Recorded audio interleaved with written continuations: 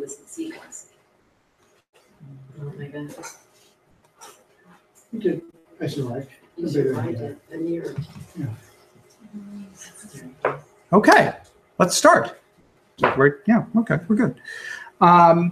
My name's Paul Roberts, and we're here today to talk about online scams and cybercrime. This is a presentation. I think Dawn might be the only one who's seen parts of this presentation, which I gave at the Senior Center in January, I think earlier this year. But I've updated it. I put in some stuff on Equifax, and I've also made it available online. So, and I will make this link available to you guys as well. So that link, that Google shortened link, which is goo.gl, and then those slash and then 8OV, capital N, capital A, B, that will bring you to a copy on Google Slides of this very presentation. So I'll let you all copy that down, and you can download it, view it for yourself at home. Hi. So let's just see. Is that a special version of Google? They have a little. It's Google Slides, which Slides. is, yeah. Okay. So it's, I just imported the PowerPoint, and so all the formatting might not be perfect, but it does a pretty good job. But you don't need any special application to view it. Okay. We have a very busy agenda, and there's tons to talk about because we're talking about cybercrime. And cybercrime is, like, I write about cybercrime, and I've been writing about cybercrime for 15 years, and it's like, it is just a fire hose pointed at your face of information and stuff going on every single day. There's just an incredible variety of things happening on any given day. I speak as a journalist who's covered this. It can be overwhelming. It can be completely overwhelming to me, and I've been writing about it for 15 years, so I can only imagine what it is for the public who has to try and sort through this and make sense of it and figure out what's important and what isn't important. So this is a busy agenda. I'm going to spend a couple minutes just saying hi, and we're going to talk, just introduce each other to each other.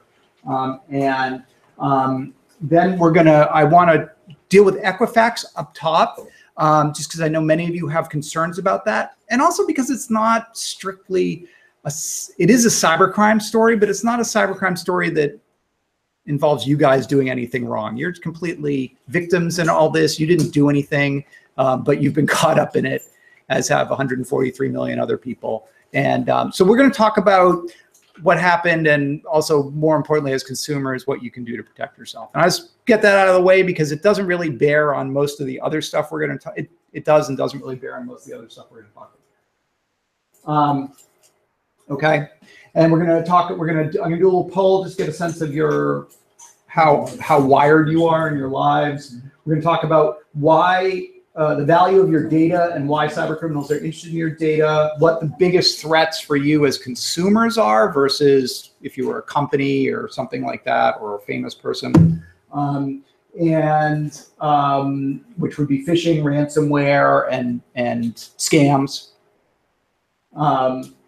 And then we're going to talk about ways to simple things that you can do to make yourself a lot more secure. In particular, password managers, using strong passwords, and using two-factor authentication to protect your important accounts, which would be your email accounts, your online banking accounts, and brokerage accounts, and you know, your e-commerce accounts if you're doing things like Amazon and stuff like that. Okay. Okay.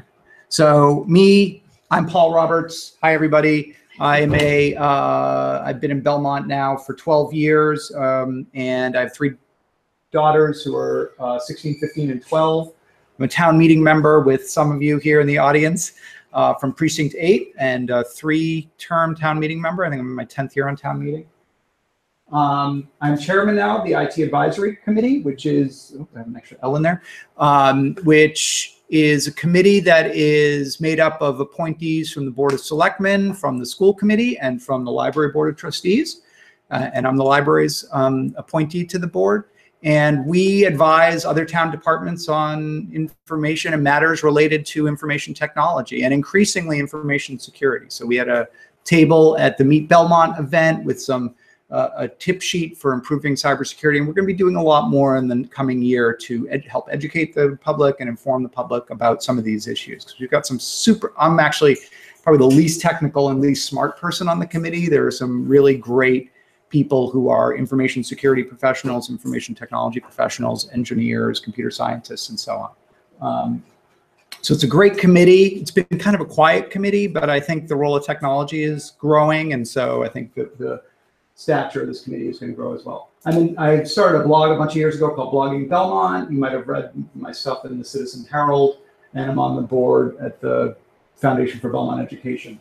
Professionally, I've worked in technology basically since I got out of school. So got out of grad school in 1994, went into the technology industry working for a company called Logica in Lexington. And I've been either in technology, either as a technical writer, technical trainer, marketing person. And then when I was in my early 30s, I sort of said, I want to do something more meaningful. And I became a technology journalist.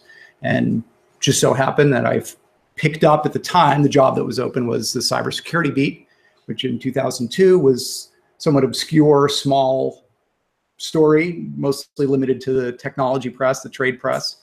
And since then, it's become a much bigger story.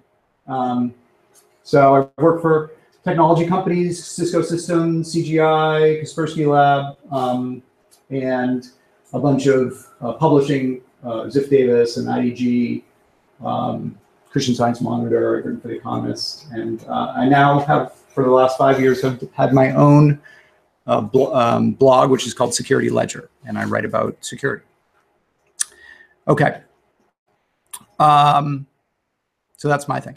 Let me just take a minute, and could we all just go around and introduce each other, or just introduce ourselves, and maybe just start you and just go across? Sure, I'm Molly Allison, Belmont resident for 20+ years. Also precinct 8, former town meeting member. Thank you. And here because? I started to log on to the Equifax site. And Yes. they told me I may have been affected, Yeah. so I wanted to kind of know what, what I might do. Okay. Primarily mine. Okay, good. Yes. I'm Gretchen McLean. I've been in town since 1992. Town meeting member, precinct 1 for probably 16, 17 years. Thank you. I actually am coming because of the Equifax thing, but also because just yesterday I got a virus pop up that said, we're going to delete your hard drive. It's like Coop Face or something. Oh, Coop Face? Yeah. Oh, yeah. And of course, I just ignored it and went on with my life. Nothing happened. But so you got the thing that popped up. Oh, this is Apple. You've been affected, And you just dismissed it. And I dismissed it. Good. Yeah, that's the right thing to do. But I mean, It's really confusing, but if you had actually clicked, okay, help me take care of this problem, that would have been installing the virus. So you did the right thing, which is just to dismiss that message. Yeah. Good. Okay, so also just run-of-the-mill consumer cybersecurity concerns. Yeah. Yes, sir. David Oddie, 48 years in Belmont, and Newcomer. strictly lay people. Yes. Solid Macintosh. Good. And just do a lot of email and a lot of correspondence, but no games, no movies. Okay. Anything like that. Okay. Your lovely wife. From Mercia, we've been here for 47 years. twice. But it seems like just And I'm just interested in the security of the internet. Yes. And whether or not having McAfee helps. Yes. The antivirus programs. Yeah. Mm-hmm. Mm-hmm. Okay. I'm Don We'll talk about Mercia, Cross Street, and you have 47 years, Town meeting member, precinct 8, 29 years. traffic advisory committee, Traffic Advisory, Energy Committee, man about town. and a few others that I haven't. Yes, Yes. Bob Gallant, longtime resident of Belmont. I Bob. forget how many years, it's been so long. I'm a Mac user, and mostly I have curiosity as to this statement that appears many times that Macs are invulnerable, etc. And I have a piece of software that detects errors. And every time it detects something, it says .exe. So it's somebody else's problem. Yeah. It's not. It's a Windows thing. Yeah. And then the Equifax thing, I had I've been on an endless phone conversation with them and tried to get the so-called free. Did you go to the website and? Yes, right up. Well, I've been as far as getting that I will soon get an email that allows me to access. Yeah, they did not get high marks for their response to this incident. We can talk about that, but yes, your tale of woe is not unusual. Okay, thanks, Bob. Boston record, 30 plus years in online, and this is my 18th year of public school. I'm a town meeting member from precinct 6, and involved in the Belmont Library mostly. This scared me. Yes. And I work with lots of way younger people who were talking about it at lunch all the time. And I said, I'm not doing anything because I'm afraid of touching this thing that has caused the problem. Mm-hmm. And they were saying I was being ridiculous and I needed to do it, and I haven't done it. So, Okay, I'm okay. looking for someone with a little more Yep. experience to tell me whether I should or shouldn't, and what it is I should do if I should. Yep. You, sir. Marcel Seiler, 40 plus year Belmont resident. And, actually, my wife sent me here. I can tell. No, I am a Mac user as well. I use the iPad a lot, Uh-huh. iPhone, and of course there are some concerns. Yes. There's a lot of moving for information from one order or another. Yep. Do online banking and this kind of stuff. Yes, You've been a long time. I know. Oh, good. Hi, my name is Wong. I'm the foreigner. I live in Cambridge. Oh, okay, that's good. Welcome, 44 welcome. 44 years. Yes. And the library is the closest library to me. So I was just here today and to stop in. You're right down Concord Ave, right? Yeah. Yeah, good. Good for you. My name's Judy Miller. I'm also from Judy. Cambridge. Yep. And I'm a Welcome. Mac user. Yep. And I have the same questions everybody else has. Okay, okay. I'm Joanne Birch, excuse me, from Belmont. I'm a Mac user and. Town meeting member? No. Oh, that's No. right, Joanne. Ran for town. When? meeting. Really? Okay, you gotta run again this year. But I'm here right now for Equifax, Yes. but I was also hacked because I'm a close family member of someone whose data was hacked and given to the Chinese. So all of my data is there as well. And I'm just really wanting to know what I can do. Okay. So you were compromised as a result of them being compromised? Yeah. Okay, okay, okay. Yes, ma'am. I'm Mary Stearns and I use a PC. That's okay. Yeah, Really don't that's know fine. Here, I'm a library trustee and a Yeah. town meeting member. Welcome, Mary. for Precinct 3, I've lived here for a long time. Yeah. And I just use the computer so much that I'm concerned. And Yes. I have been hacked, I've got it straightened out. I get some strange emails that they say they're from Amazon, and I just delete them. Uh-huh. People uploaded some, that's been recent.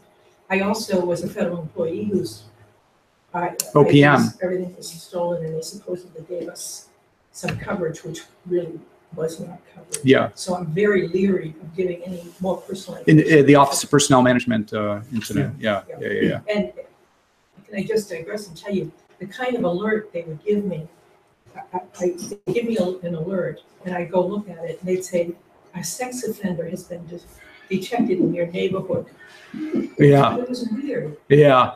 You know, just these global kinds of. Yeah, yeah, yeah. So physical crime, where you're really more concerned about online crime. And I Yeah. have colleagues who actually did not give their information to OPM because they didn't trust it. Yeah. So. Yeah. A lot of those people didn't have a choice, right? If you were looking for some kind of clearance, you had to. Yeah. Yes. Yeah. Shannon Roberts, I've been in Belmont since 2000. I work on PCs at work and Macs at home. I think I'm just interested. I've been trying to get my husband to check to see if we were affected by Equifax, but I think it's convoluted enough that he hasn't really been able to get through all of our systems. So I just to sit with him and help him. So I'm trying to. Yeah. Okay. Those are good questions. So some of the things that I heard coming out were obviously Equifax, and we're going to deal with that right up front because I know a lot of you are very concerned about that, and I want to talk about what I know and be as helpful to you as I can about that. Being unable personally to fix a problem for you, as I wish I could. And then, Mac, this whole Mac versus Windows, which is more secure. We can talk a little bit about that. Security software like antivirus, is it valuable and useful? Do you need it? And then just a lot of encounters with funky stuff online, strange emails, malicious software infections, that type of stuff. Okay, all right. Okay, so let's start first with Equifax. Yes. What we know about Equifax, or what all of us have heard, is that they were hacked probably back in the April-May time frame. The timeline is not totally clear, but it seems likely that it was back then. 140 data on 143 million people was stolen. Most of them U.S. residents, not all. 500,000 or so in Canada, 500,000 or so in Great Britain, but almost all American.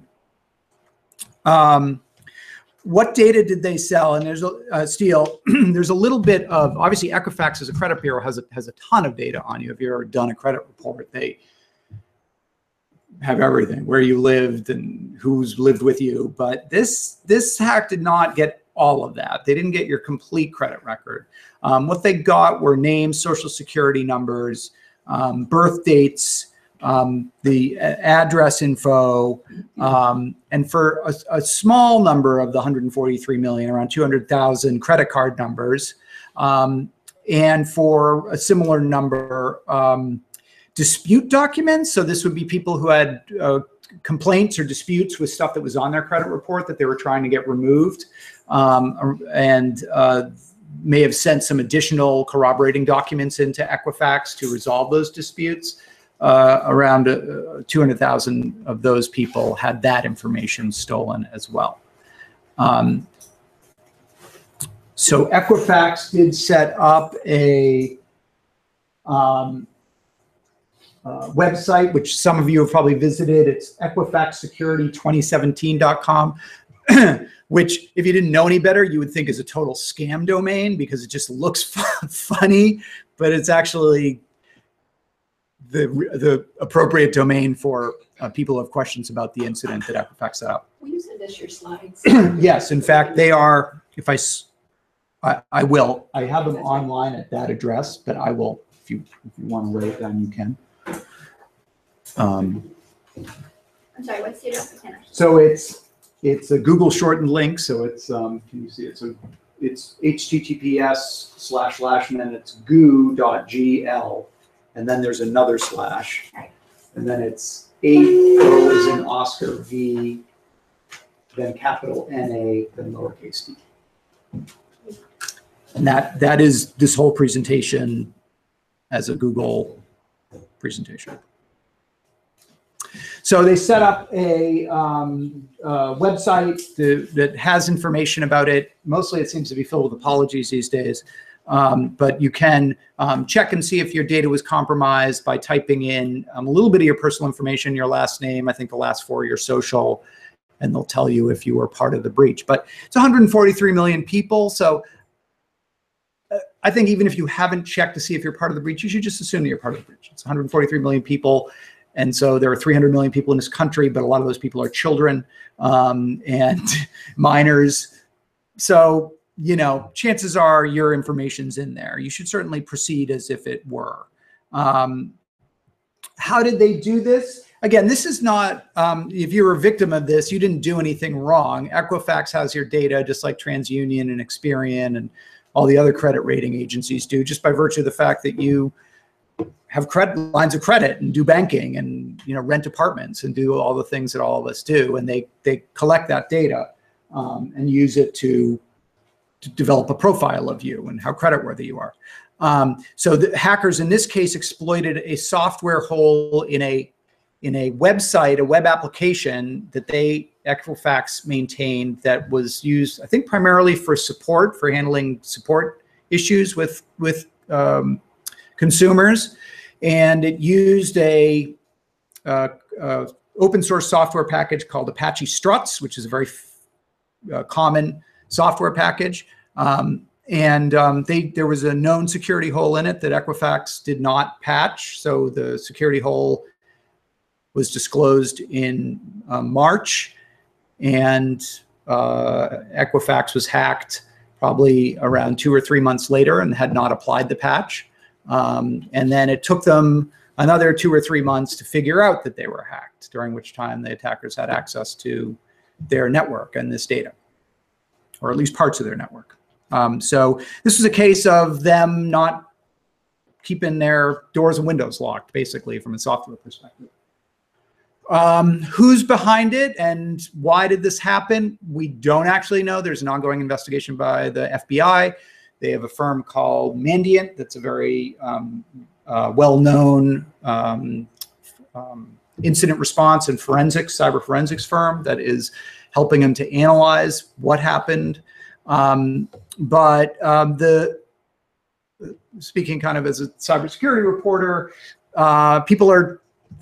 what I'm hearing is it was probably some kind of a nation state backed attack, which would mean probably these days North Korea, China, Russia, or Iran. And similar to the attack on Office of Personnel Management and the attack on Anthem Healthcare, it's part of a pattern of attacks in which, you know, foreign actors seem to be just developing profiles, getting data to develop profiles of Americans. And it might just be that they've got a few thousand Americans who they're particularly interested in, and they're just casting a wide net and getting their data along with hundreds of millions of other people, and they'll figure out how to use it later. It's unclear what their eventual intention is. It could also be, so it's not clear if they're looking for specific individuals or broader attack. Office Personnel Management almost certainly was geared towards people who are, you know, working undercover for the U.S. government, people who are belong to the intelligence services, people who are in the military, and so on. This is a little less clear. Anthem Healthcare, same thing. They do a lot of work with government agencies, so people thought maybe that's actually the population they're interested in. This, it's a little less clear, but again, it could just be casting a wide net. But it does.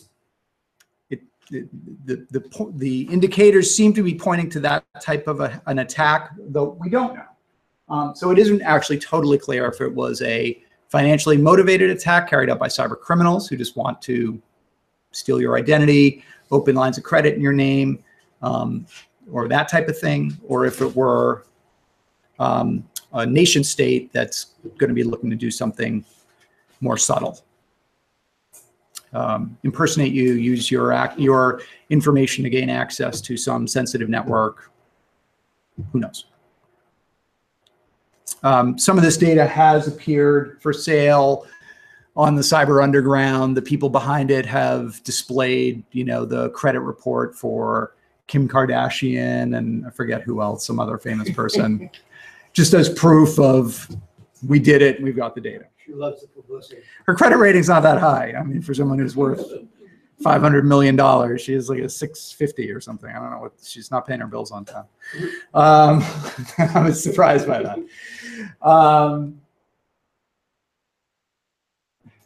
Okay, so that's the who's behind it, what's it all about. Again, as consumers, as individuals, all of that is above your pay grade. I mean, if it's the North Koreans, you know, okay, what am I supposed to do about that? Nothing. There's nothing you can do.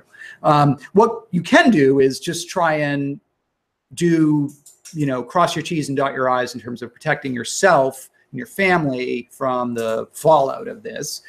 It's not clear there's been any fallout yet. It's not clear any of this data has been used to try and set up phony lines of credit or so on. I don't know about you, I got a lot of calls in the immediate wake of this to my home phone that were talking about, oh, we want to verify the line of credit you open. I think there were a lot of scammers who were using the attention that it was getting. Like my wife got one where they were like, oh, we wanted to verify the line of credit that you open. And she's like, I don't know what you're talking about. And they're like, oh, could you just tell us the last 4 of your Social Security? And she was like, no, you know, but I think there were, That doesn't necessarily mean it's linked to the attack, but there were maybe other fraudsters who were using notoriety about the attack to actually try and get sensitive information out of you, knowing that everybody has this kind of heightened state of awareness of this incident.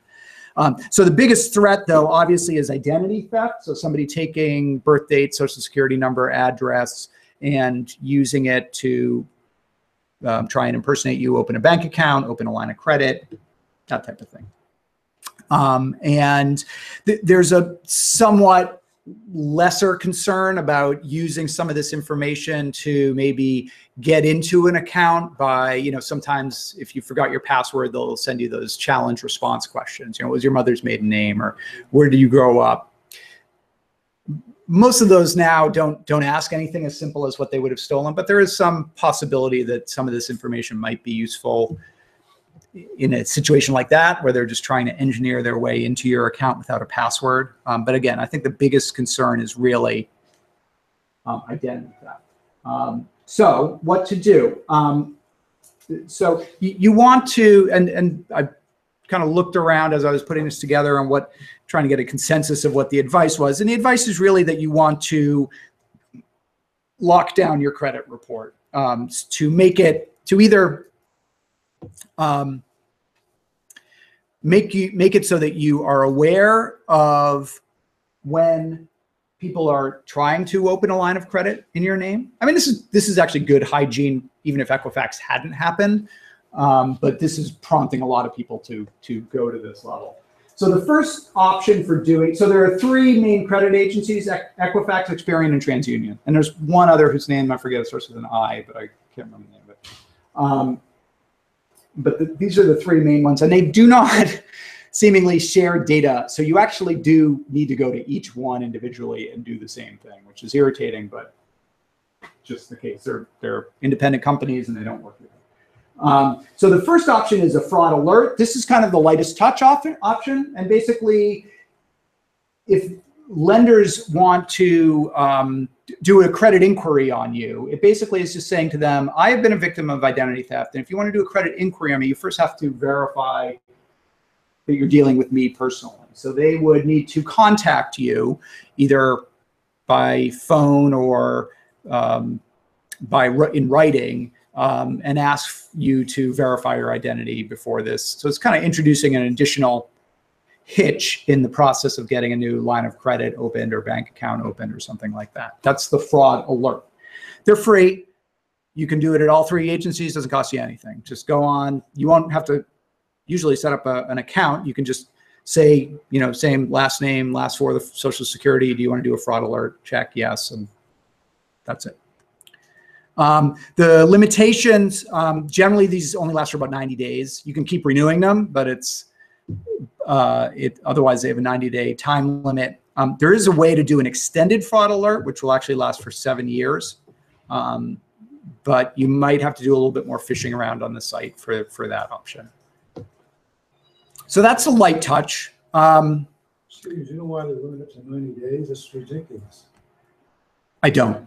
I mean, I don't know if that's by law or that they're required to do it by 90 days, or if it's just, you know, these companies all compete against each other. So whether one of them adopted that and the others just followed suit and they've all just settled on that as the period, I do not know. It doesn't make sense. That seems like a really short period of time. But conversely, 7 years seems like a really long period of time. Maybe they want to compromise and have a 2 or 3 year option, but that's the way it is right now. The second option is the credit. Well, there are really only two options. The other one is a credit freeze. These are also free, although depending on whether it's Experian, TransUnion, there may be fees if you want to unfreeze and then freeze again. So initially it's free to implement the freeze, but there may be hidden costs down the road of, you know, whatever, $10 or something. Yes. I heard that the state has to do with the charges, so maybe some states don't. I don't know what Massachusetts. It varies by state whether they are allowed to charge you, and I don't know what Massachusetts law is, although my guess is it is free for Massachusetts residents, but I can't I don't know that for sure. Generally, so this is just stops. Oh, sorry, that's my computer. This just stops creditors from being able to access your credit report. So if you were to go to Jordan's Furniture, let's say, and wanted to buy a piece of furniture on the 60-month layaway plan, Jordan went to open a line of credit, they would say to you, we can't access your credit report. We're being denied. But on the other hand, if somebody fraudulent is trying to open a bogus credit line in your name, they're going to get stopped as well. So it's a very thorough response to the problem. Generally, these credit agencies are going to give you a little security pin that you can use to access this freeze. And so for Jordan's, you could say, okay, I'm buying this couch today. I'm going to unfreeze my credit freeze, go buy the couch, and then get home. I'm going to implement it again. So I'm going to, and you just use a pin to do that. And again, varies, but generally a free option. And the third option is basically also a freeze, but they call it a credit lock. And it's just, these generally you pay for. This is a service you generally pay for with the credit bureaus. It basically just makes it easier to flip that freeze on and off. You can go to their website and there's a lock icon and you can click it and unlock it and so on and so forth. So it's basically a credit freeze, but a more user-friendly credit freeze. I would say which one of these, I think any of these are better than none. What you decide to do probably is going to depend a little bit on, what you really think your needs are going to be in the 6 months or year or 2 years ahead. So, if you think you're going to be wanting to get new credit cards or, I went to, the department store and wanted to take advantage of the 20% sale and get the store credit card, doing a freeze or a lock is going to complicate some of that stuff. You're not going to be able to do that at the register. But if you don't do stuff like that, it doesn't matter. Or, or if you're refining or if you're buying a house or whatever. The freeze and lock, you're going to be diligent about needing to go on, make sure it's unlocked so that these people can do the credit inquiry. If you're at a period in your life where you're not opening new lines of credit and you're not having those types of inquiries done, then this is a very efficient way of making sure that nobody's going to open a line in your name or something like that. Yes. Just out of curiosity, if you lose your credit card and you have to get it replaced, would this impact that? No, I don't think so. No, because they've already vetted you. You've already got a relationship with that creditor. So for young adults, I've been wondering whether I should be locking my kids' credit down too, because they're in their early 20s, and late teens. Yeah, and frankly, this is something I haven't even done, but even preteens, because our kids, even though they don't have as rich financial lives as we do, they still have Social Security numbers, and those Social Security numbers are still floating out there in the ether. And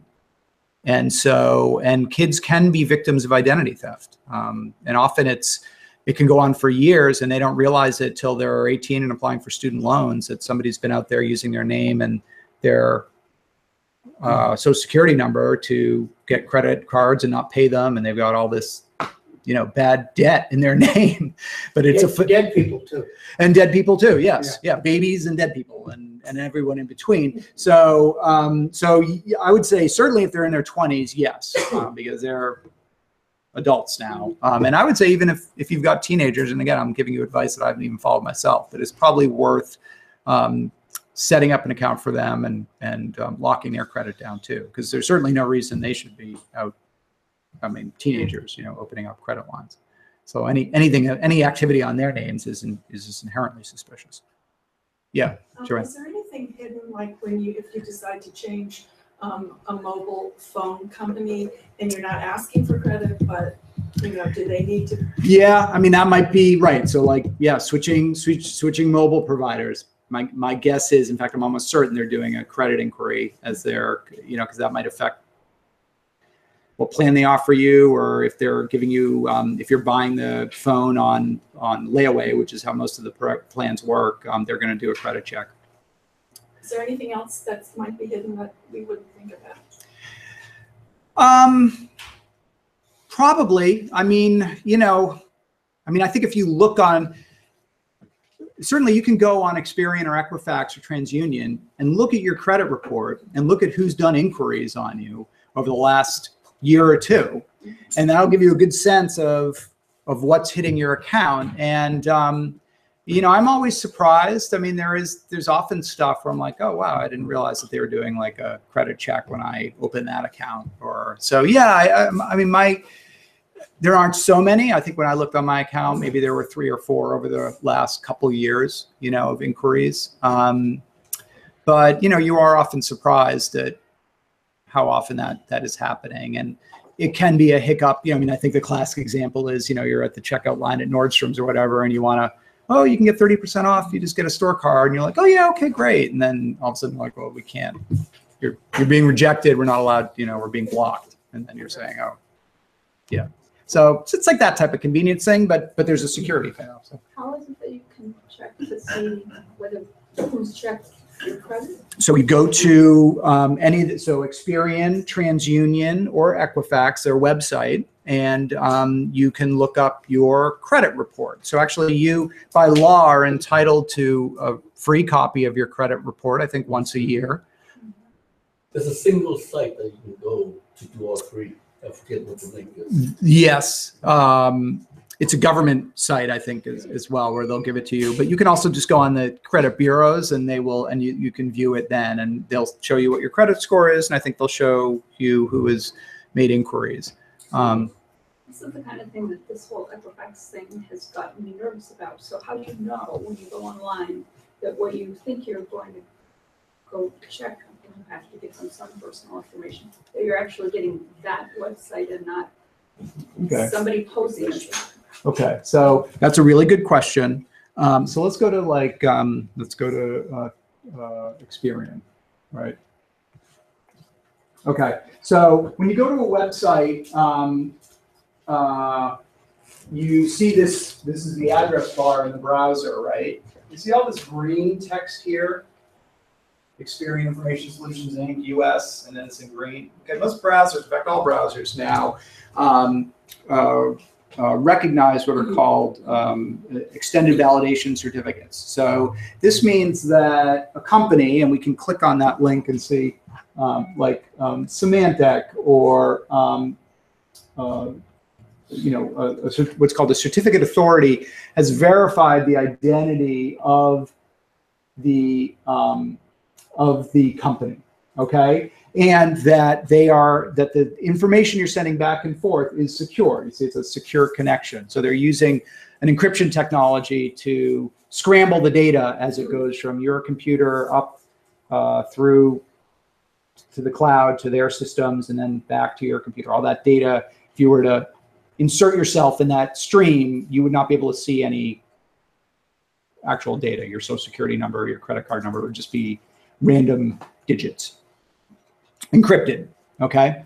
And so these extended validation certs, so the companies that have gone through the extra step of saying, we are Experian, and I've done this for my own websites, and the company will say, well, you need to send us, your tax, not your tax documents, but your, the legal documents that founded your company, and we need to call you and talk to you and verify that you are who you say you are. And so there's a whole human process of verifying the identity of the company. And then they'll give you one of these extended validation certs, okay?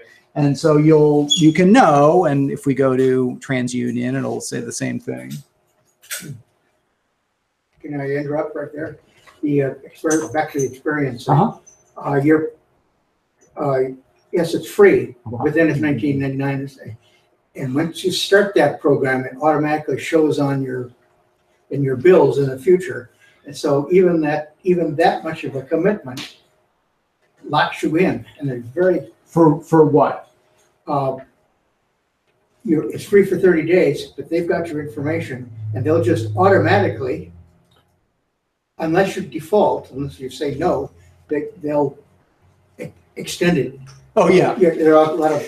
Yeah, so these are right. So these are businesses, and like any business, they're going to try and they're required by law to offer a free credit report, but they're going to try their damnedest to steer you into the $9.99 a month credit monitoring. Not that that's a bad thing, but you always want to be conscious of when you're signing up for a premium service when you could be getting it for free. And you can't get out sometimes. Well, you can always get it. I mean, you can call them and say, I want to stop this service. Yeah.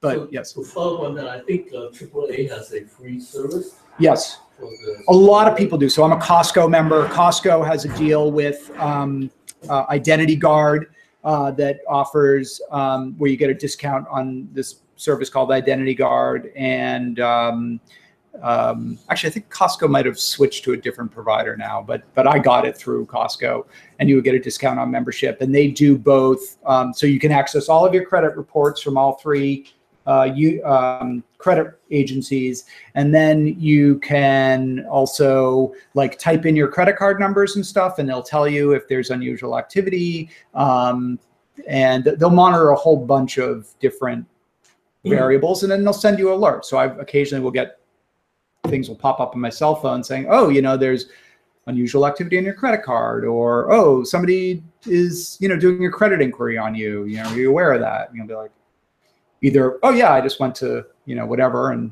got a credit card. So that's what that is. Or you'll say, oh no, what's that all about? So there, but AAA, a lot of different companies will have either deals with one of these agencies or some other provider to do this. One is free. Is it? Yes. Yeah, so that's a good one. Yeah. Yeah, AARP, I'm sure, has a deal with a similar provider. Yes. A couple of questions. I had a Yeah, just go to this. cousin of mine who had an identity stolen twice, Yeah. and he was advised to keep the amount of your credit availability down to 10,000 or less, and then nobody's going to want to steal that card as much as if you got a 15 or 20. Oh, that's interesting. Which, and another, The only problem with that is it can adversely affect your credit rating, because your credit rating is often what, if you're using a credit card, but you've got a low balance, every month you're using 80% of your available credit limit, that's going to negatively impact your credit rating. well, in our case, we paid every month, whatever. Yeah, no, but even if you do, like even if you pay it off every month, the fact that you used 80% of the available limit will send your credit rating down. The other experience I've had, it's happened to me 2 or 3 times. If I do something out of the ordinary, Yes. I get a phone call. Yes, from the credit card company. Credit card. Yeah. I'm Yeah. out of state when I'm buying gas and they wouldn't take my credit card. Yeah, or go to Canada. A lot of people have you try and use your ATM card up in Canada, and When they I don't went like to it. Florida, the first time I went to Florida, the Yeah. card wouldn't Won't work. But after that, Yep. they knew exactly what my habits were. And they Sure. accepted it. Yeah, yeah, because they're using fraud analytics. So they're saying, Don Mercier does 95% of everything within 10 square miles of Belmont, Massachusetts. All of a sudden he shows up in Florida. That's not right. If I order something for $6,000 or $7,000, which we don't run up that much on a single purchase. Yeah, same we get thing. a call. Yeah, yep. I learned, we go to Arizona in the winter, Mhm. drive, Mhm. and I learned many years ago that you have to call them first Mm-hmm. and tell them, I am traveling, I will be here, and I will be there at X time. Yes. And otherwise, you're in the middle of the desert and you can't buy gas. Yep. So that was how Right, I- because they look at that and they say, oh, somebody stole your credit card, hit the road, and now they're shopping here, here, here, here, here. I thought Right. that was a very good thing. Yeah. Paul, beyond this validation certificate, going back to the question about So- how do I know I'm in the right place? Yes. Are there any other tips for making sure you're not in some kind of bad phishing website, if you know what I mean? I mean, generally, so we'll talk about this in a second, but generally, like with phishing attacks, like they're generally reaching out to you. So what I would say is your antenna should be up if you're getting the email saying, oh, come to Experian or come to TransUnion. Here's the link. Click on this link and log in, right? You can't, really good phishing sites, they're not going to have this. They're not going to have, oh, we've got the extended validation cert for Experian. But they could be encrypted. So if it's funny, I look at TransUnion, they don't have the extended validation cert, which is crazy, right? They just have, it's secure, but anybody can have a secure site. You can get a SSL cert from Let's Encrypt for nothing. So that's a major credit rating agency. It doesn't have an extended validation cert, which, you know, my dunky little security website has. And the more secure one up again. so let's look at Equifax. I'm sure. See, Equifax doesn't. No. Experience. So would you put your information in, given that they don't have the? Yeah, because I typed it. You know, I went to that site. I know that that is their website, and I typed it in. You know, if you look at Microsoft.com, well, I guess maybe these are. It's just displaying it. It's interesting. You know, what I do is that I would bookmark the site that I go to. Yes. I never click on any of the links that are provided to me. Okay, so I always know that link that I have my bookmark. Yeah. So it's good. Okay. Yeah. So this would be one. And I would say, you know, type in the domain yourself, point your browser there rather than letting somebody send you an email and say, come to us. So that's kind of security 101. Right. Particularly I for use sites like phishing this. inappropriately. I think sometimes I've been browsing the web looking for something and I Yes. get to something.com, Mhm. really what I want is something.gov. Mm-hmm. Mm-hmm. And it's very easy to kind of. Right. So fraudsters will do all kinds of stuff. They'll do, they'll do Experian.com and put put a 1 in there, and Exactly. do what's called domain squatting.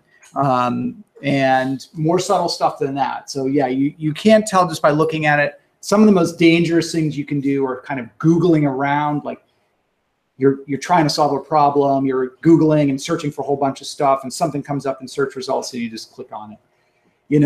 That, and I do it myself, and then sometimes you're like, whoa, where the hell did that take me? I wasn't even looking. So that's kind of can be risky behavior. Definitely with stuff like your bank, your brokerage, health insurance, doctor, this type of stuff. Know where you're going, type the address in yourself and go there, and you'll be okay. But don't just click on a link because it arrived in, even if it's an official looking email, social media message, text message, any of that stuff, yeah. Can I back up a second? Yep, So gotcha. we were talking about the purchasing of this, like secure, is it credit monitoring that you're paying for? $20 a month or $10 a month or free if it's AAA, or is it, and do you have to do it for each particular? So the credit monitoring are generally, so no, what we were talking about before was like the credit lock, which is just, this is my information that you're holding. I don't want creditors to just be able to pull my credit report. I want you to lock it down. So they offer that as a courtesy to customers. It's not something you have to pay for. So credit monitoring, where looking at unusual transactions, patterns of behavior, that's generally a premium service that these places offer. But is that what you're getting with the free AAA? Is that what you're getting with their $20 a month, or is that a separate thing that we're talking about? I don't know what the AAA service is. It's a fraud alert. It's a fraud alert. Okay, yeah. Well, which can be credit monitoring, so that can be, yeah. I haven't had any problem. Yeah. With any problem in general, so Yeah. I don't know. Most of these services will break down what they're offering, and it will be some combination of things like access to all 3 credit reports and your credit rating, fraud alerts on, if you give us your bank account numbers, your credit card numbers, or just your name and social or whatever, we'll alert you if something funky is going on. And then maybe services like this kind of lock feature as well. So different vendors and different providers, all of these 3 bureaus offer these services themselves. But do you need to pay for it at each one? Generally, those credit monitoring you are paying for, yes. Unless you... So separately at each one. Yes. Now, if you do brokerage at Fidelity or Bank of America, or you have an account of a certain size, you may be able to get one of these services for free, right? So they sometimes they're bundled in with other things that you may be doing, either with your bank or brokerage. But if you just de novo go to Identity Guard or go to Experian, TransUnion, Equifax, and want to sign up for a credit monitoring service and fraud alerts and stuff like that, it's gonna cost you money. Yeah, not a ton of money. Maybe it's $9 a month, but it is a premium service. Hello, sir. Welcome. How are you? Good. This is Glenn Wong, also from the IT Advisory Committee, who is an information security professional. Yes. Well, I'm glad he's here. Maybe Yes. Joyce can answer the question. I'm really getting to the end of my rope.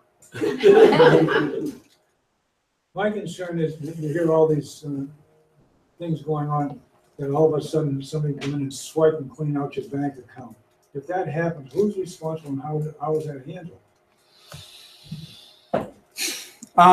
Well, I mean, what do you mean swipe and clean out? Like online? Well, no, I'm talking, I don't do any of that business online business. I'm skeptical about all of it. But one of the things that I also do, I make sure that I get paper statements from the bank with the numbers on it. Every time I make a deposit, I make sure I get the balance in the account. Yes, so there's no question that I've got that in the account. But now what happens if somebody comes in and steals and swipes that account and cleans out that account? How is that handled? Well, I mean, if it's fraud, it really depends. I mean, generally, if you detect it right away and contact your bank, they can usually try and get some of that money back. But you know, often, you know, that money may just be gone. Isn't the bank responsible for that? Based upon your bank statements, you have to prove that you've got the money in there. So if I can add, I think what sometimes happens is you have identity theft. So someone impersonates you, right, and goes through and is able then to steal your money effectively, right? Now, if it's a case where the bank is negligent and, you know, they haven't followed certain procedures and they're, you know, somehow records get lost, right, then that's the bank's fault, right? And I'm sure there's some sort of precedent around that.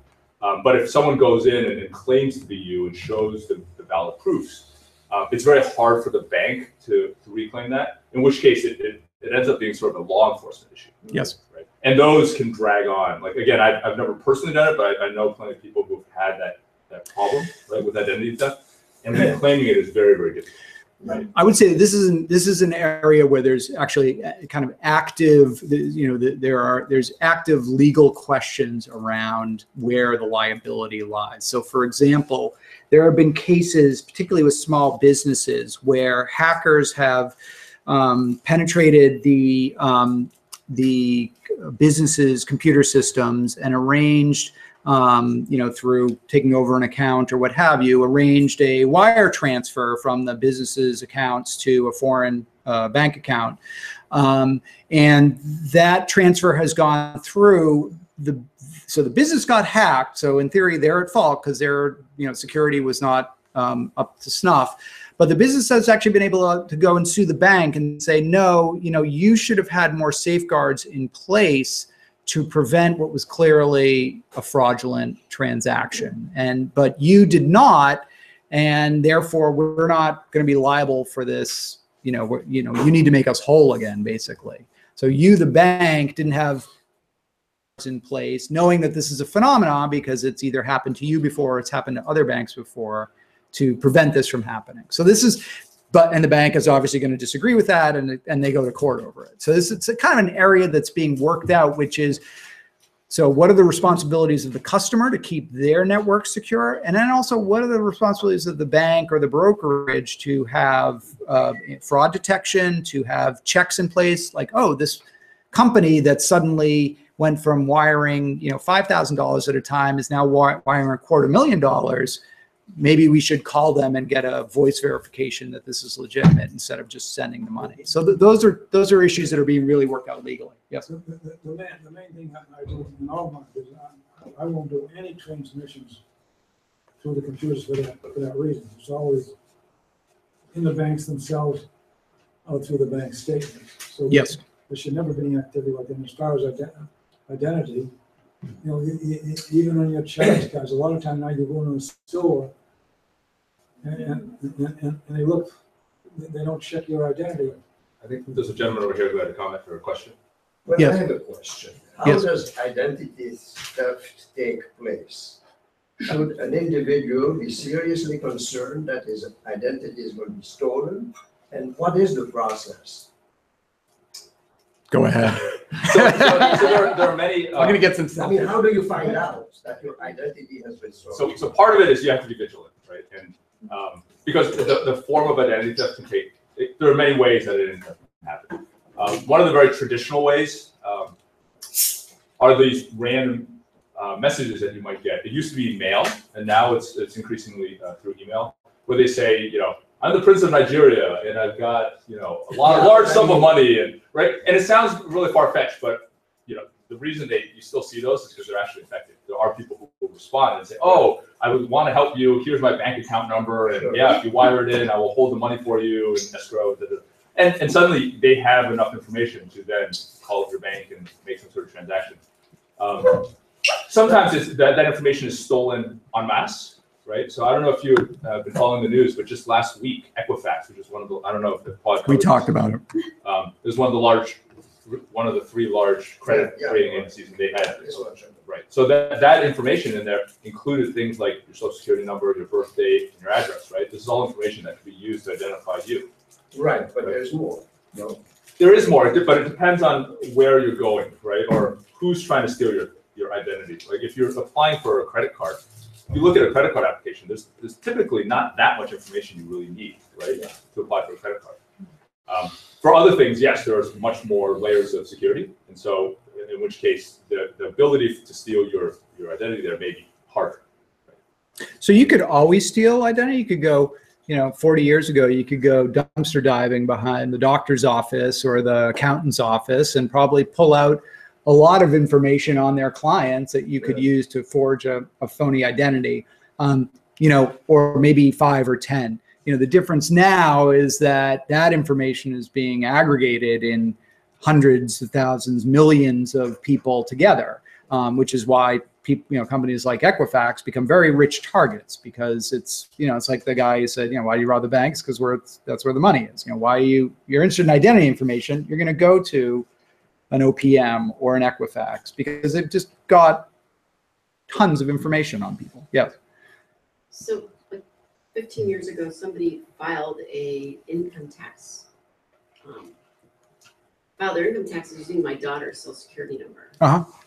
And they wouldn't reveal Who was, how old was she? She was like 10 at the time, Mm. so it was like definitely they stole her. Mm-hmm.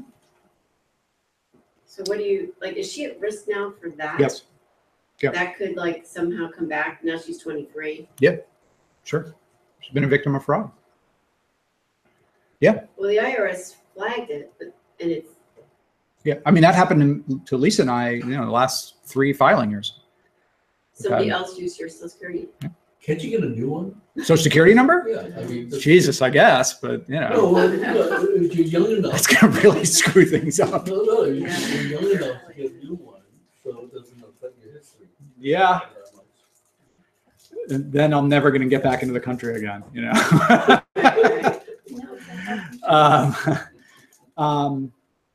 Yes, last 3 filing years. Yep. So, and you know, I've talked to a bunch of other people who've had that happen to them as well. So yeah, it's you know, because the IRS had a very easy to defeat self-filing system where you could, if you knew the person's name and address, you could answer a couple boneheaded questions about them and get into their account. The IRS would auto-populate the return with the last year's information.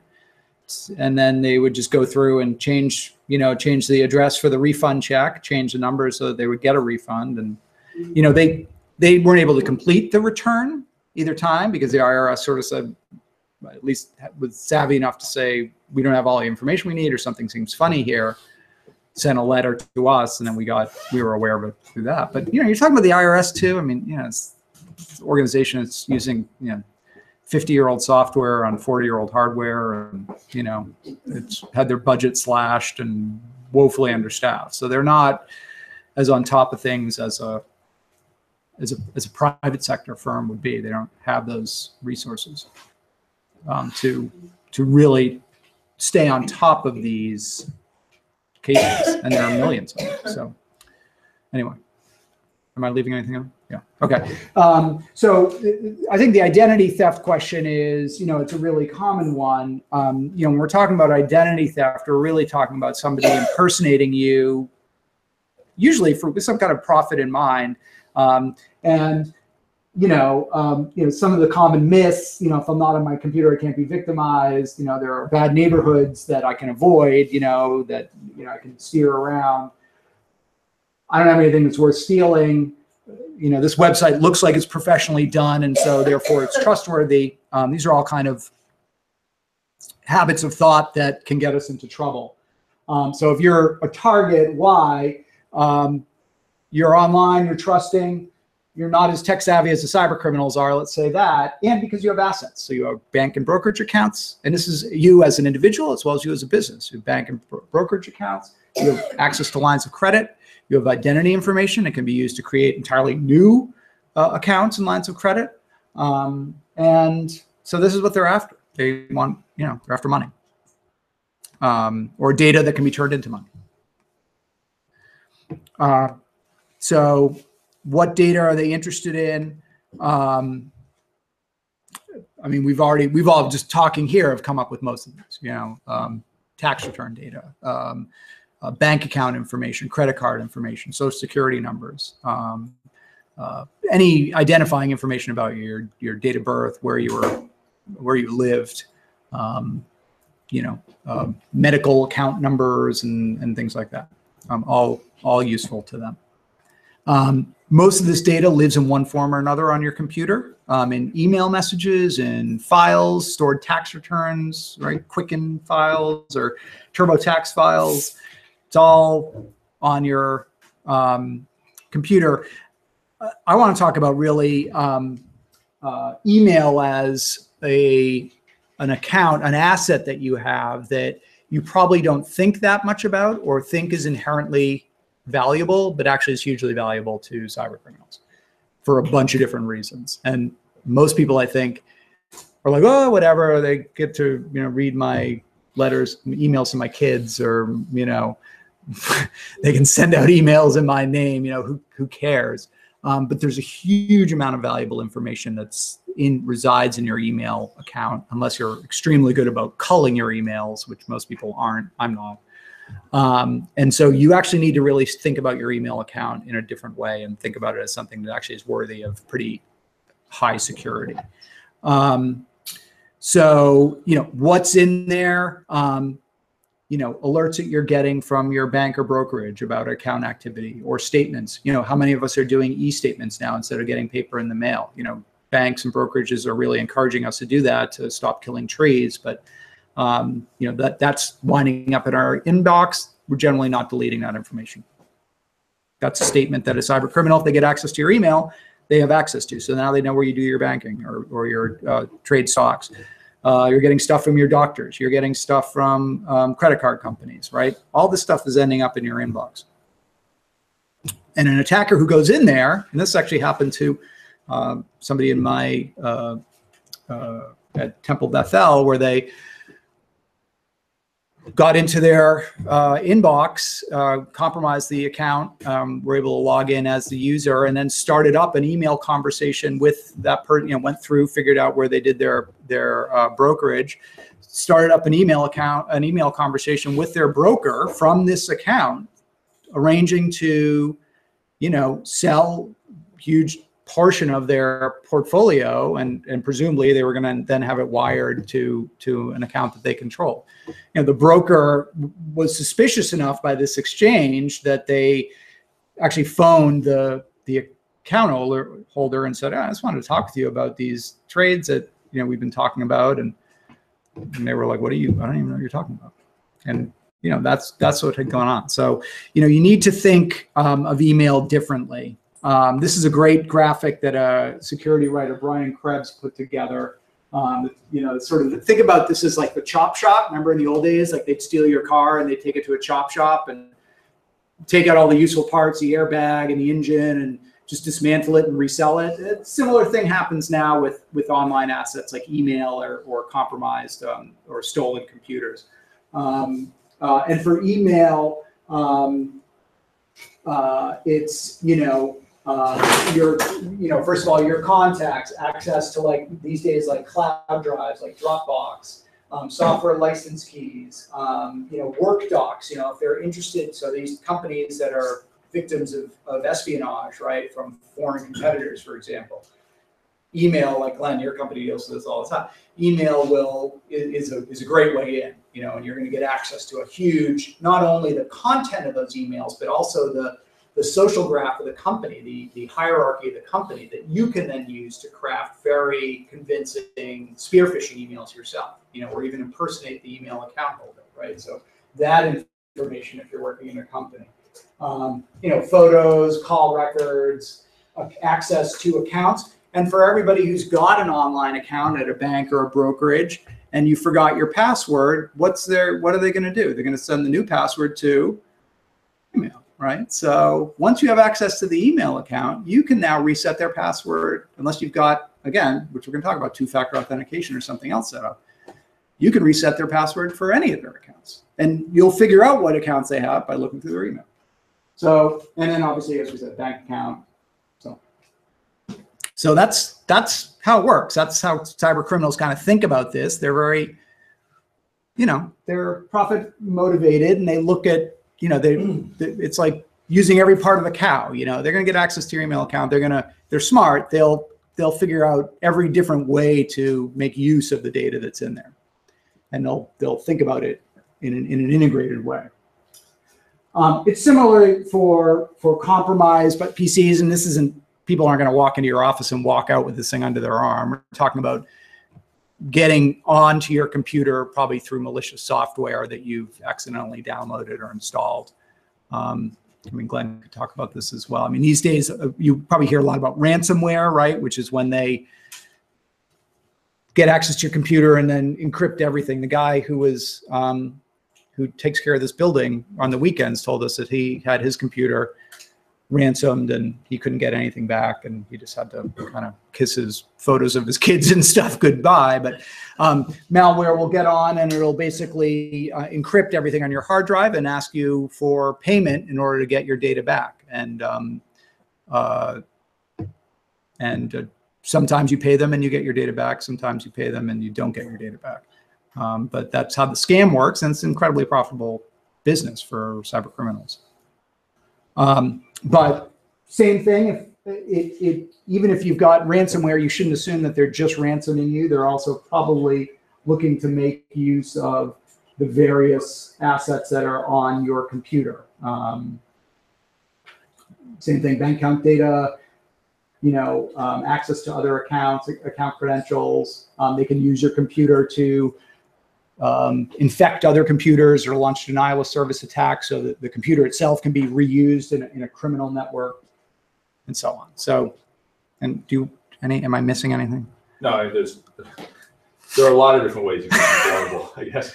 I think what Paul will probably bring up, if he hasn't already, is, there's value then in patching, and there's value in doing a lot of these sort of good hygiene efforts, because it will protect you against different forms of these sorts of attacks. So oftentimes, I think all of us, and myself included, will fail in some of the good hygiene that we sort of know is the right thing to do, but it's inconvenient, or it takes time, or it occurs right in the middle when you're doing something important, and this warning comes up from you, say, well, I'll take care of it later. Well, when you ignore those for too long, then you become more at risk for some of these sorts of things. And sometimes it's very obvious, like with ransomware, big message pops up and it says, your computer is now encrypted, and unless you contact me at this address and pay me money, you're not going to have access anymore. And that's very overt, right? That's happening. In other cases, some of these are a little bit more behind the scenes. Like your computer could be running really hot in the background. You don't know why. It's because it's sending spam out on from your account. And from your point of view, you may not be aware of that, but other people are no longer trusting messages they're getting from your email. Yes. Right. So there are different ways that these attacks work. Some of them are worse than others.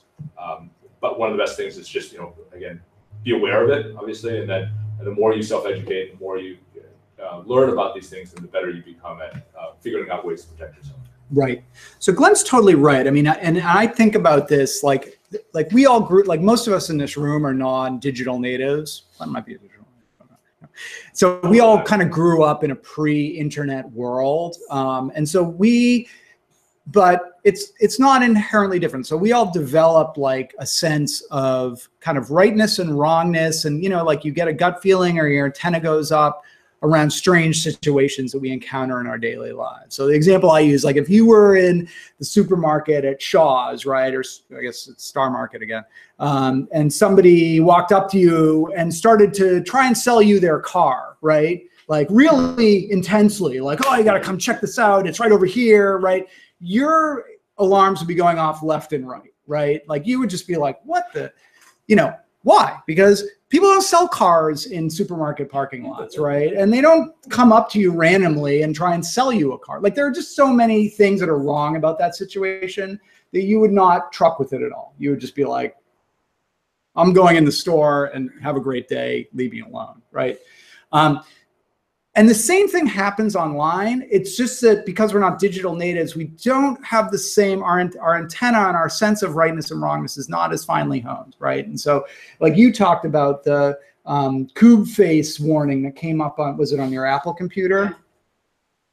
Yeah, so you're on some random website and all of a sudden you've got a pop-up that says, you're infected, like click here now to get disinfected, hurry up. And you did the right thing, which was to just click that away, right? And probably move off that website onto another site, which is in essence the same thing as saying like, yeah, I'm not going to buy your car. I'm going to go in and do my supermarket shopping. But often we fail that radar test and we sort of take that warning at face value. We click, okay, disinfect me, and then in fact, ironically, we're infecting ourselves, so a lot of I think what I'm talking about and Glenn's talking about is kind of trying to hone that sense of what's right and what's wrong, what's appropriate in the context that I'm in right now. Like I'm on a news site, okay? A news site isn't going to tell me that my computer's infected. My antivirus software will tell me my computer's infected, or so developing that sense of where am I, what am I doing, and is this appropriate to like the context that I'm in? And it's hard. It's like, we developed that sense about the guy trying to sell us a car in a parking lot through years of experience and being out with our parents and being in a lot of different situations, and we don't have the same amount of online experience, but it's basically what we're talking about. So of the three common types of threats, I talk about, we've talked about some of them, state-sponsored, there's hacktivism, the one we really care about mostly as consumers are financially motivated threats, right? So these are what we really are concerned about is criminals trying to get our information to make money. And I think, generally, and this is probably an overgeneralization, but, most, and you could help with this, but I think generally what we're talking about, and I think our stories sort of support this, is we're talking about things that are coming to us, not necessarily places we've gone ourselves, but things that are coming to us in an email message, in a social media message, these days maybe by text message on a phone or through our phone. They've got something that they want us to click on to interact with, because no matter whether it's Windows or Mac, if they want to put something bad on your system, they almost always need to ask your permission to do it. They need to get you to agree to install it. And they're going to be very clever about how to do that. So it's a link or it's a attachment, like looks like it's a PDF document or who knows what. Or, oh, this is the funniest video, check it out. They want you to click on something, take an action. And they're going to use like classic kind of pressure techniques. Your computer's infected, your account will be deleted. The emails you get, we're going to wire $1 million out of your bank account if you don't, click on this link and tell us not to. So they'll use pressure techniques like that. And again, that's just your antenna going up and being like, I'm being pressured right now to try and to do something. And that should make you aware. At the end of the day, often what's happening is you've got some kind of malicious software placed on your computer.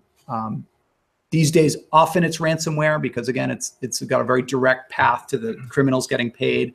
But it could be other stuff as well. It could, like Glenn said, it could be software that is enlisting your computer in a huge network of other infected computers. It could be something that is, they have very specific types of banking Trojans that are going to be quiet until you go to your bank's website. And then they're programmed to say, oh, Don just went to, bankofamerica.com. Now we're going to become active and we're going to kind of insert ourselves between Don and the bank. And when he thinks he's interacting with his bank, actually, we're going to be interacting with the bank.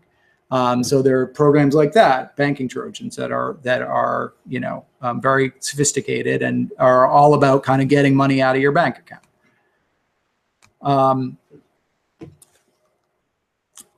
Okay. And the other two kind of things I think to talk about phishing and ransomware, we talked a little bit about ransomware. So I think phishing is sort of, I want to talk about phishing because I think it's kind of the common thread, the common element in many, if not most, online attacks. And the thing that you really, when I'm talking about developing that sense and threat awareness, phishing is really what you're trying to make yourself aware of. And it's spelled phishing, phishing, but it's pronounced phishing, like you're, and by intent, like you're fishing for fish. It's a way of, it's a type of fraud. You are enticing someone or getting somebody to submit to you information like account information, username and password, or thing like that. So let me just see here. I'm trying to go to my next slide. Oh, here, I'm sorry. So phishing can happen via email, or it can happen via text message. It can happen via social media. Often it's via email. It's usually urging you, to, as I said, to do something. It may be from somebody that you don't know. It may be from a strange sender. It could be from somebody you do know, or somebody that, so it could purport to be from somebody that you know or not. It depends. If they've compromised somebody else's account and they're using that to attack you, you can't even count on the fact that you don't know this person. Often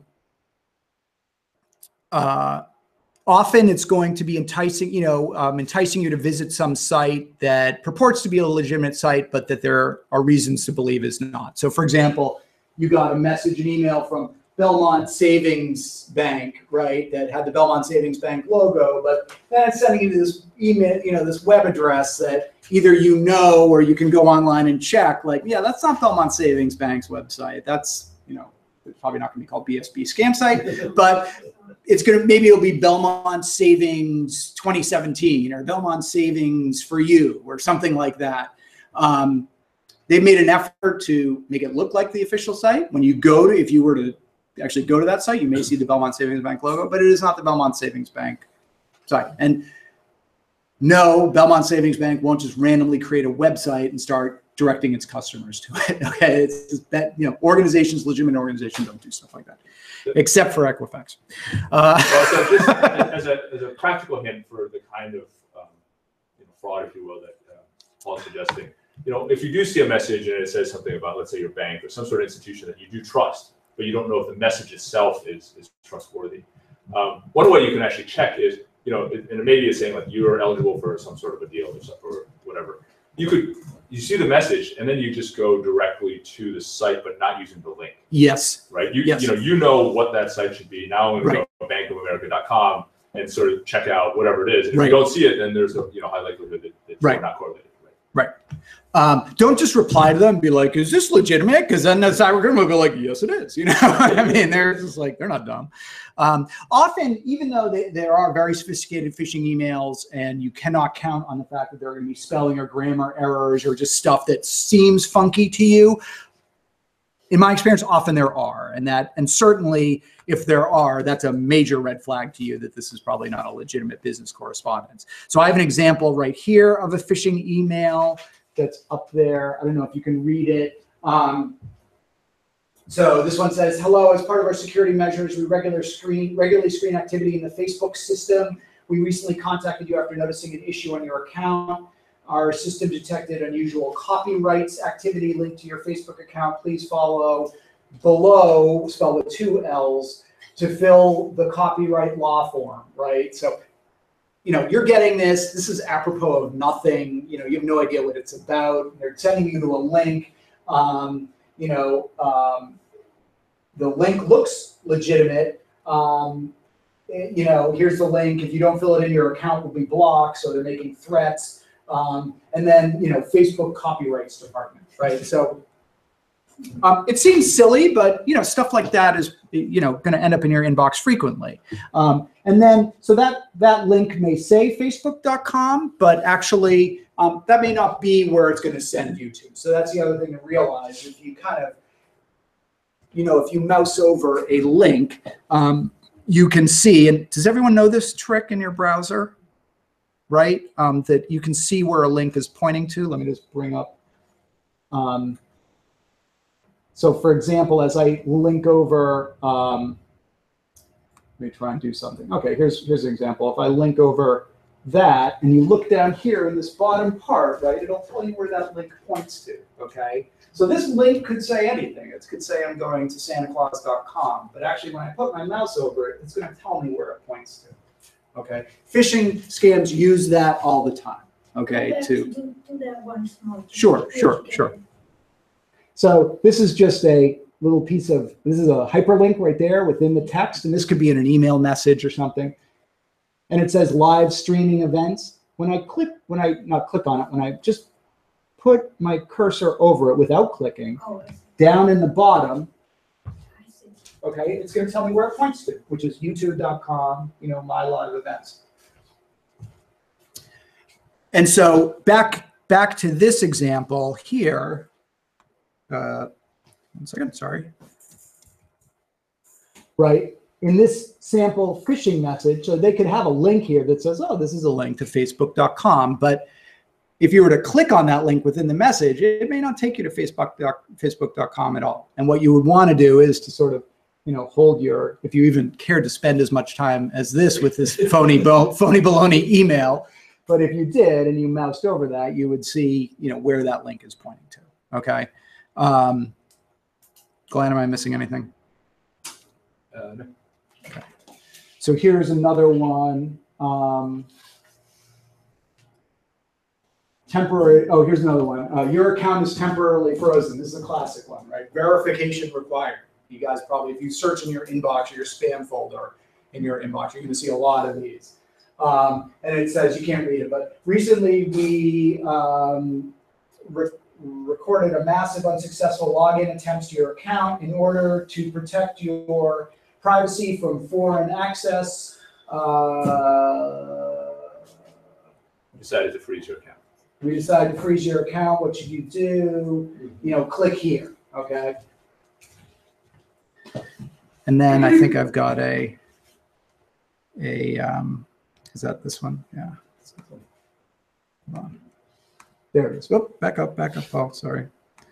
Well, I think this is a really good one. I'm just reading the syntax of the message Yes. and all the misspellings and stuff. It's Right. So this is delivered here, okay?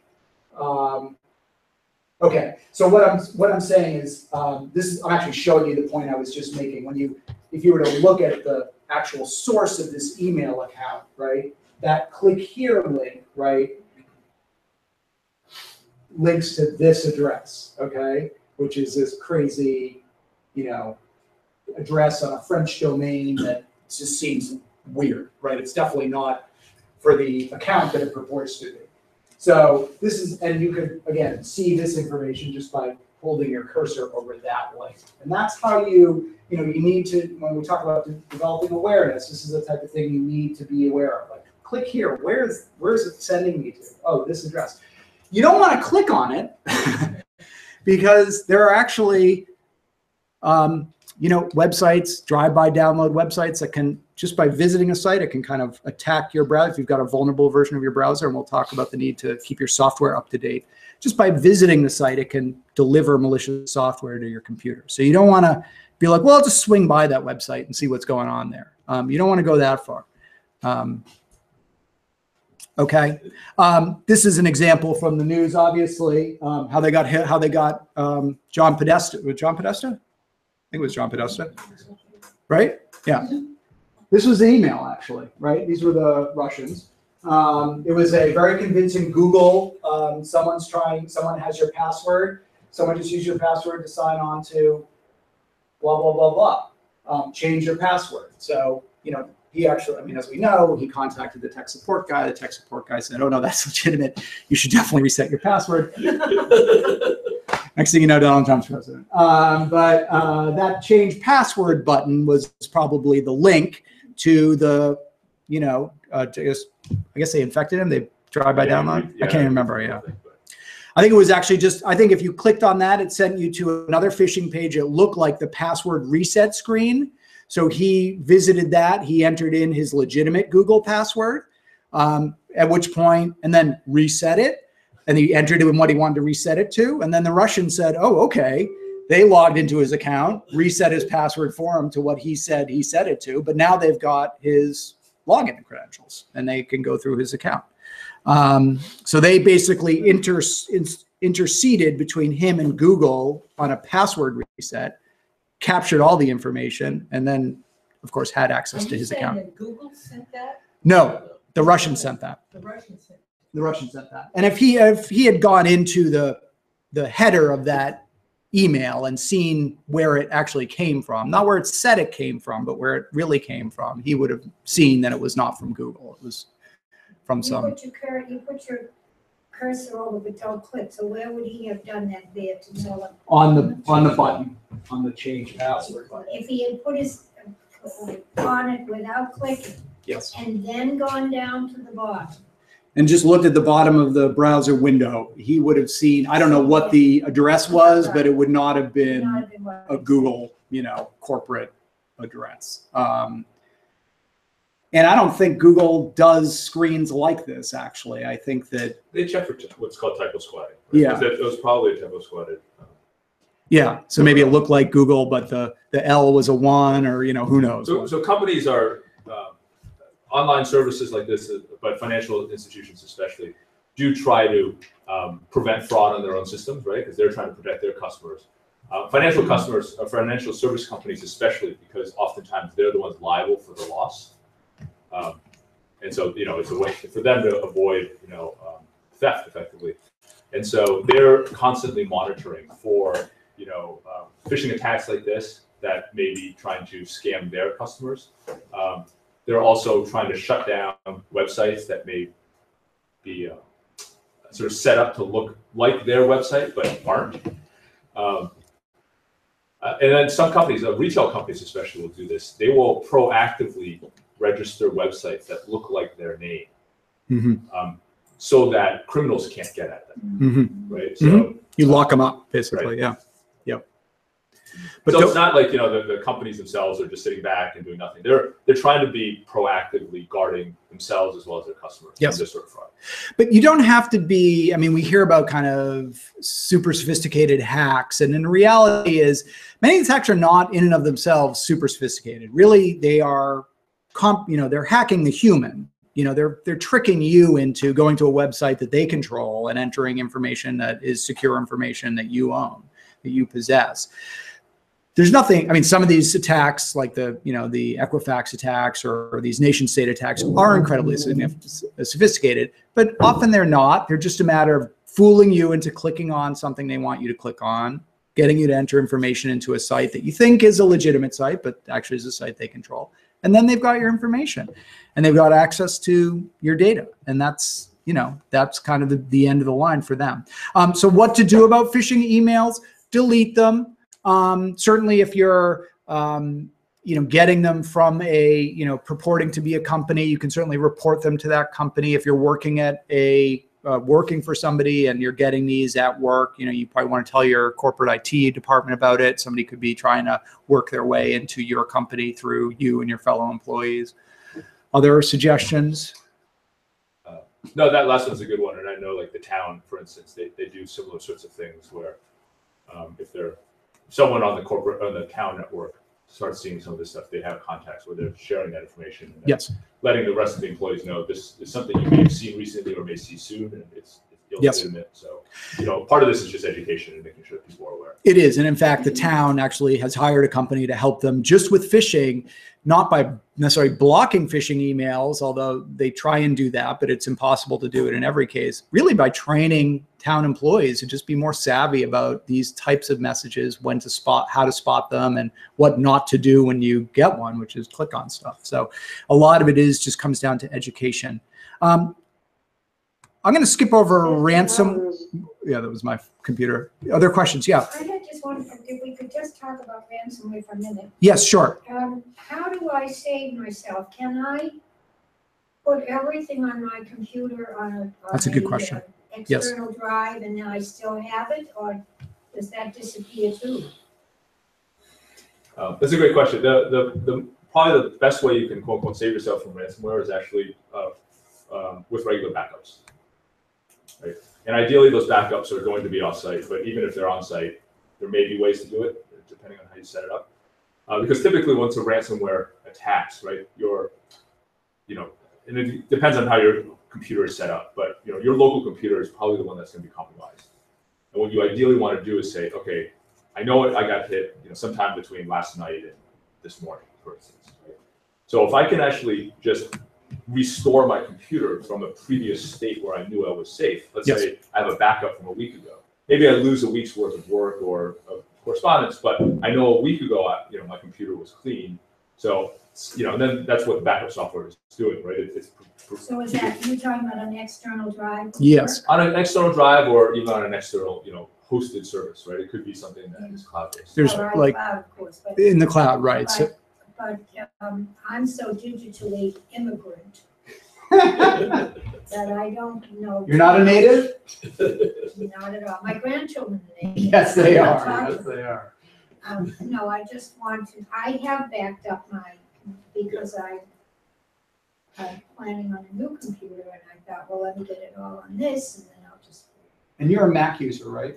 Yeah. Okay, so Mac, so it's really, the removable, the removable drives that you can get at Staples or Best Buy or Costco, you can get 2 terabyte drive now for probably $60, or there's USB, you plug them in. Yes. Mac has a built-in program, comes with your Mac called Time Machine.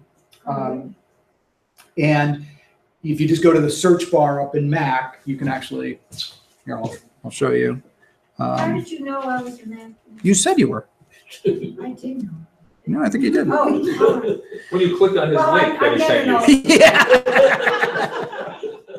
And your social security number is. So if you just go up, on your Mac desktop, right, you can see up here, there's a little, way up at the top of the screen, there's a little, you can't quite see it. You can't see it, but up there, see the little search bar? Yeah. Okay, and type in Time Machine. Yeah. It'll bring up the link to Time Machine on your computer. You just double click on that and it'll open it. It's a really great backup software that's just part of the OS X operating system. And if you plug in that USB drive, it'll see it and be like, oh, do you want to back up all your data to that? You just say, yeah, and then it'll do it periodically thereafter. And if you don't have your USB drive plugged in, which you should not probably leave it plugged in, it'll nag at you that it's been 5 days since you've done a backup, and it'll do it for you. So then when the ransomware criminals come to me, I can say. You can say, keep the data, I'm going to restore my machine and get rid of the ransomware. Yes. So the problem is you want to do the backup and then unplug the drive, because actually the ransomware is smart about looking and seeing what else is connected to your machine. So if you leave it connected, they'll encrypt that too. So you do want to unplug it. And that's where the cloud can sometimes, like Mozy or backup services like that, can be more useful. Yes. You're talking about these devices you plug in. Yes. We put a lot of stuff on regular disc, which people probably consider old-fashioned now. Like a DVD? Like a DVD. Uh-huh. That's another way of backing up. You just pull it out and nobody can grab it. Mm-hmm. One and just plug it back. Just like that little device. What's that little device? The USB drive, the thumb drive. Yeah. No, that's fine. Yeah, using a DVD is actually pretty good. They're both yes, Joanne. They both store information. When I got, about 5 or 6 years ago, I thought it was called, Time Machine. It's a separate thing. I'm a Mac user, and I have a separate thing that's been automatically backing up. Yes. So what you probably bought was, I think, what's called Time Capsule. Yeah. Time So Machine. it's both a router and a hard drive.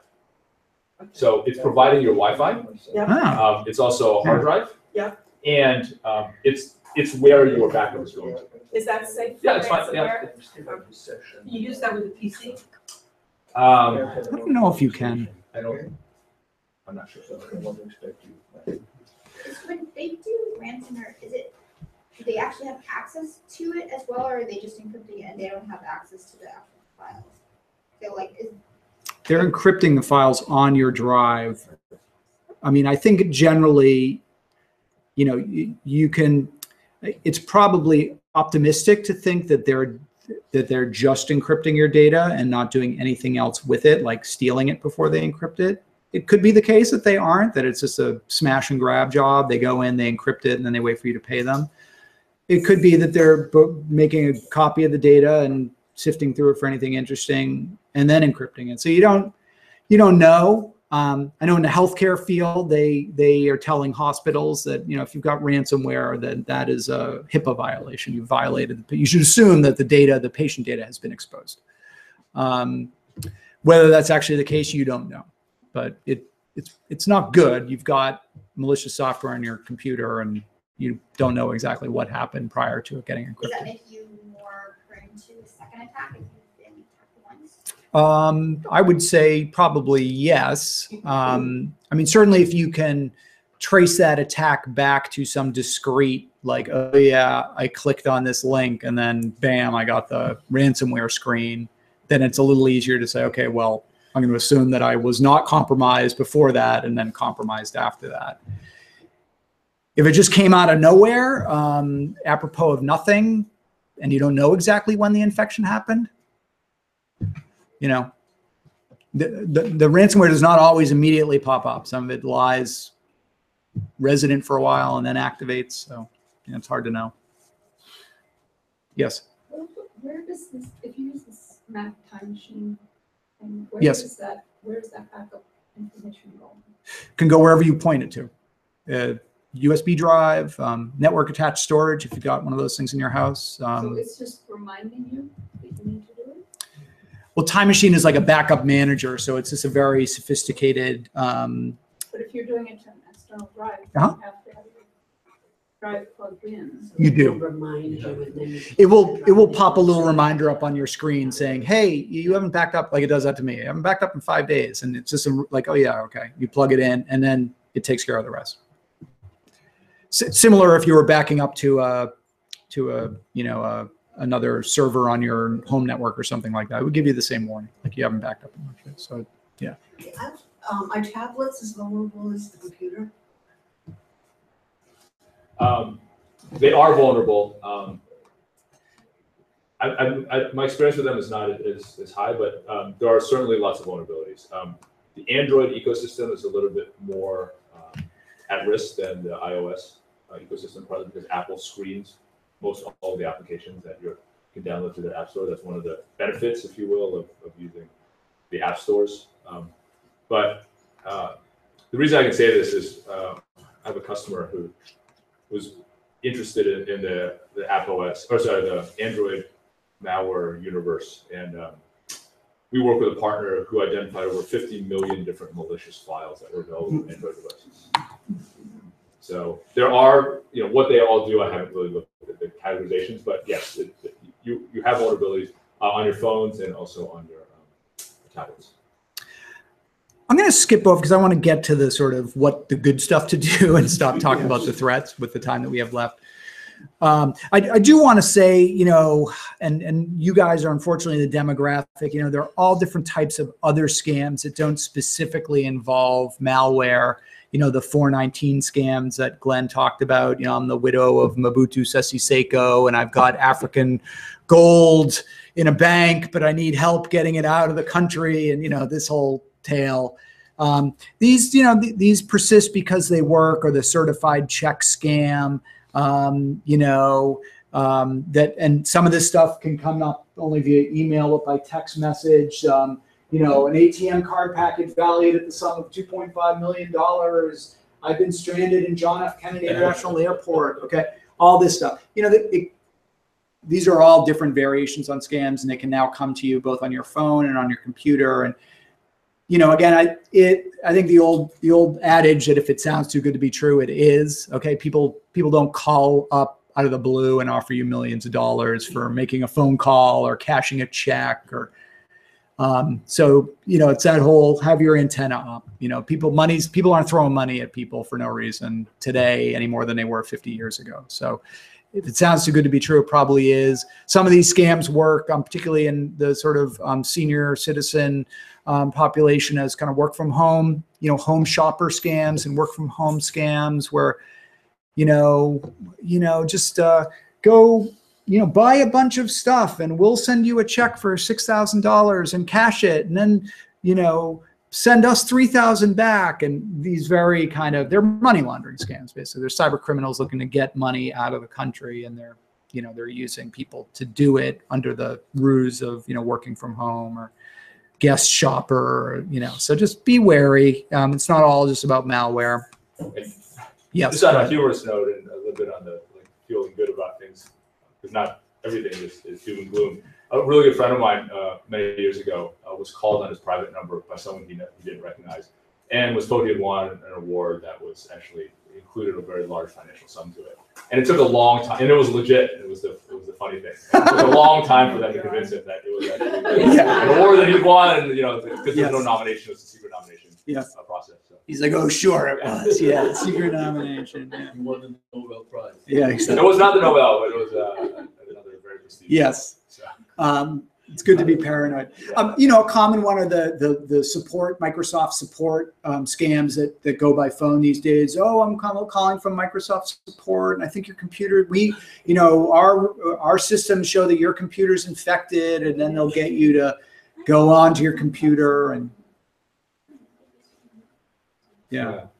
And I hate to say it, but you're also in a demographic, right? Yeah. Where you've got information that's public that we can say, right? Yeah. I just tell them we don't have a computer, what do you call it? Yeah. But people fall for it, and they'll go in and find some standard registry key that's in everybody's window. Oh, that proves that you're infected. You've got that. Does it say this? Oh yeah, you're infected. And then it's all about giving them access to your computer. Yes. Well, this is slightly off topic. I'll be very quick about it. Yes. A couple of years ago, I read a book, I Do Not Come to You by Chance. Yes. And I would recommend it to everybody in this room. Yes. It's so wildly funny. A kid in Nigeria who discovers how to make money. Yes. But it's very funny. I just recommend it. I Do Not Come to You by Chance. Yes. Yeah, and 419, that comes from the part of the Nigerian legal code governing these types of scams. So that's where it's coming. So this is just, if it sounds too good to be true, it probably is. People aren't throwing money out of Windows these days any more than they were 50 years ago. So just use that as your guidepost. I'm sure Glenn would second this.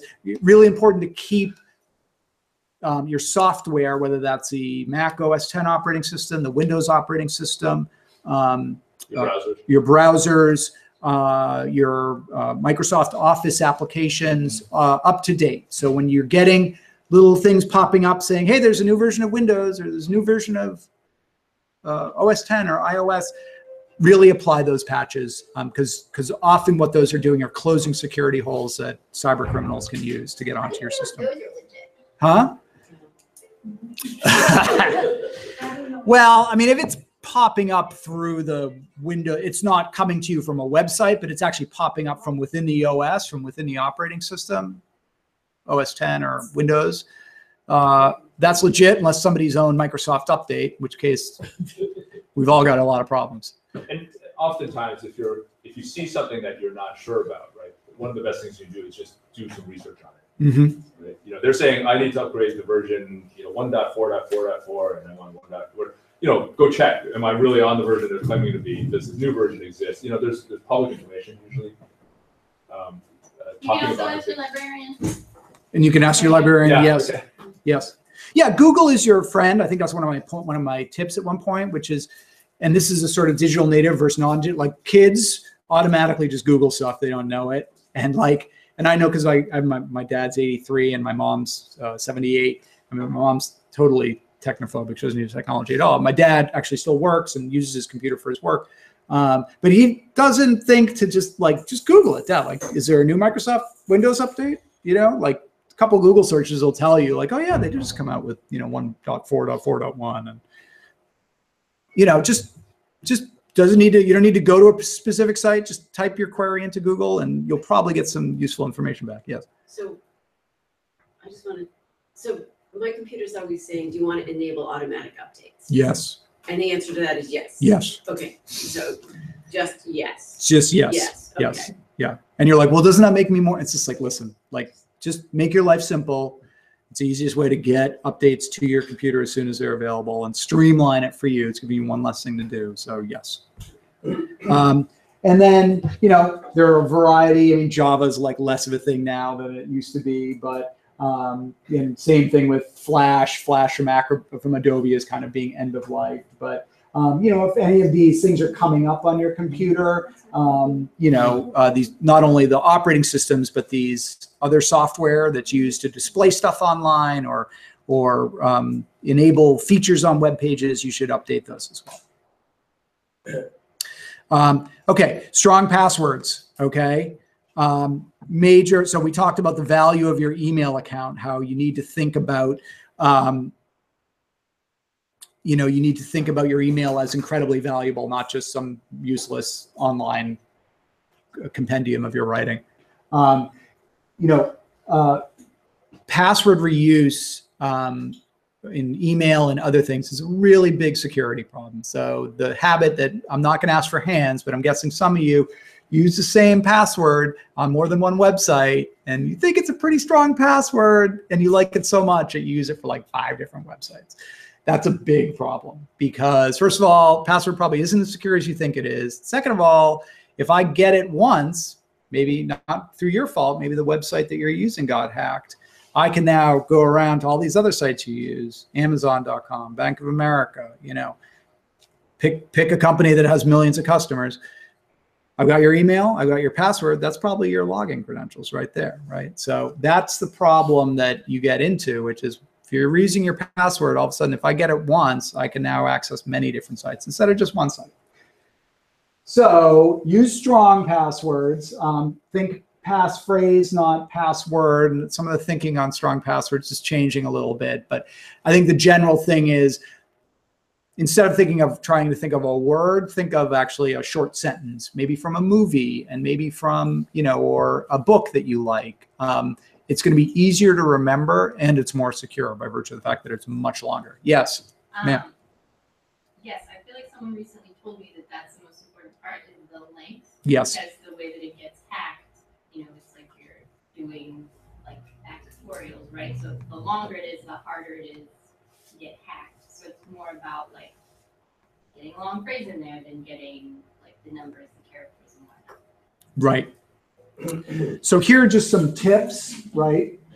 Create an acronym from easy to remember information, could be personal information, a favorite hobby or sport, something that isn't easy to look up or find out about you. You can substitute numbers, symbols, and misspellings. It increases the entropy. I mean, it's not foolproof. It increases the randomness, or using a 4 for an A or a 3 for an E or something like that. As long as you can remember what it is that you're doing. So here's an example of my son's birthday is 12 December 2004. Turn that into an acronym of MSBI 12/December, 4, right? That's a pretty strong password. It's 1, 2, 3, 4, 5, 6, 7, 8, 9, 10, 11, 12 characters, alphanumeric with special characters. Pretty good. And it's easy to remember. My son's birthday is December, 12 December, 2004. I love to play badminton, and they've used the @ symbol instead of an A. And, so these are ways, they're phrases, right? For Bank of America, BOA, MSBI 12, my Bank of America password is, this, Amazon password. So you're mixing it up a little bit. So those are ways if you're doing the method of trying to track all your passwords yourself and create unique passwords for each site. One thing I would suggest that's even easier and better is not trying to do that, because it's really hard to do. Because, okay, what's my acronym again? And, oh, did I use the @ symbol? Or, we've all got a lot of things to remember in our lives. So password managers, okay, there are a bunch of them. LastPass is the one I use. KeyPass, Dashlane, Sticky Password. If you just Google password managers, you'll get a whole bunch of links. What if they get hacked? That's actually a very legitimate question. It is. LastPass was hacked about a year ago. What? Yes. LastPass was hacked about a year ago. Yes. Yeah, so, So what I use is KeyPass. So it's on my PC. Right. Okay, and the file is encrypted on my PC. Yes. So Right. it's not online at It's all. not online. That's right. but then you need one password to get into it. No, what is Master your password? Right. The master password to get into Right. the password data file. And then that's how you find out what your passwords are. So instead of having to remember 40 or 50 Yeah, different I can't do passwords, you can't do it. Nobody can do that, right? I mean, our brains aren't designed to do that. You have one really strong password. You can remember one for the password manager. The password manager intermediates all the sites for you and fills in the credentials for you, or gives you the password for each site, and makes your life simple now. I'm a big believer of Dashlane. I've had Have tremendous you? luck Okay. over years. Yes, over years. using Dashlane. How many people use password managers? I have Yes. a notebook. You have a notebook. Well, a notebook isn't terrible as long as you use it and you're keeping it in a relatively secure place. And I mean, the problem is you go on vacation with do you bring your notebook with you? I mean, you're out and about, but yes. I also use Dashlane, but I had, there was somebody who's sort of an expert in this, was recommending that instead of using Dashlane, which has an online storage, whatever, Yes. that you do use something like KeyPass that restricts it to your computer. Yeah. Also, KeyPass can run on a flash memory stick, Yes. so you don't need to install it Yeah. on. I've used LastPass for like 5 years and I'm really invested in it, but you are absolutely right. It's better and safer to have it locally stored and encrypted than to have it in the cloud. So I think It's just, I'm right. addicted Security is one of to the gills on it. There are many opinions about all of these different aspects, and there's some basic hygiene you can do. But I think one of the trade-offs that everyone has to make, sort of at an individual level, is really what is the level of risk you're willing to accept versus the convenience you want to have. Right. And so if you want it just to be encrypted locally, you're physically holding it all the time, then that's one thing, but then you lose convenience, right? Because that's ultra secure. But if I'm, visiting my brother-in-law in another state and I need access to something that I want to show them and I don't physically have that key, I can't access, right? So that's the sort of trade-off that everyone has to make, and you've got to make your own risk assessment. Right. So what you're willing to do. Right. So the advantage of a cloud-based like Dashlane or LastPass is, you're on your mobile device, you're on your laptop, you're on the road, you can get access to it. The downside is you're trusting the cloud, and that's inherently risky. So yeah, You know what I find is I use a portable app on the flash memory stick. Yes. So I can carry that around. Yeah, that's a good idea. So Firefox or whatever browser that you normally use can run portably. Yep. So on the USB stick. yeah. So the only concern, and even then, to be more paranoid, is that I run TrueCrypt on the flash memory stick in a partition that I keep stuff in there, so that if I lose the flash memory stick, then I don't have to worry about. So getting it right. Yeah. Okay, you're doing well. Yeah. No, that's good. So I'll give you a funny example of how that system doesn't work in all cases, though, right? Because if you come up against someone else that you want to borrow their computer to check something, right? And you've got your flash drive with you. If that person's equally paranoid, they won't let you plug it in. That's fine. Yeah, I don't know. No, I'm just there are these different pros and cons. So that's I have a question. Yep. Now, Safari